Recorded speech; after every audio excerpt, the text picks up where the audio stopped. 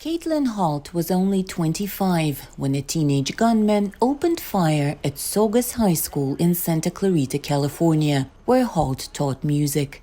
She says she wheeled a giant piano in front of the door, ushered dozens of students into the office, locked the door, and tended to wounded students.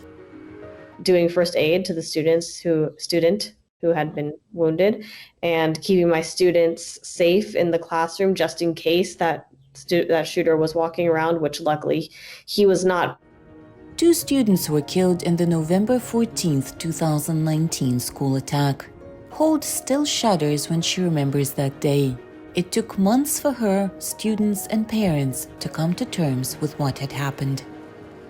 In a lot of time and being with the people who had that experience with me, like the staff at the school and my students, and, help from my family and my friends and therapy.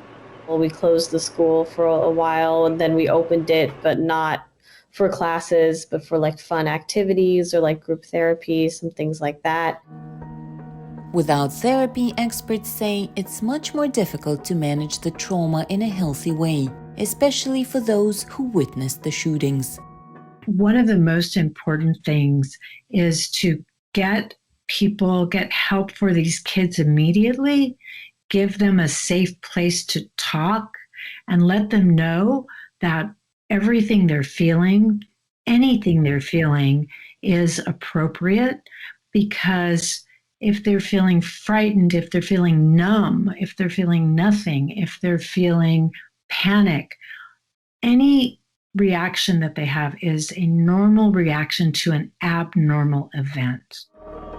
Experts say every child deals with the trauma differently, but one thing they have in common is that it takes time to stop feeling traumatized.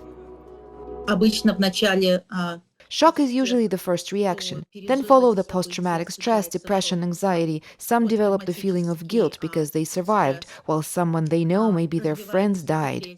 Guilt is more typical for older people because they feel the depth and the scope of the tragedy better.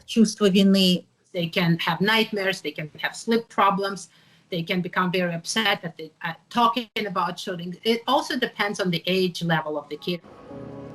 However, psychologists say often younger children move past the trauma as they grow, but it's a lot more difficult for high schoolers to forget what happened.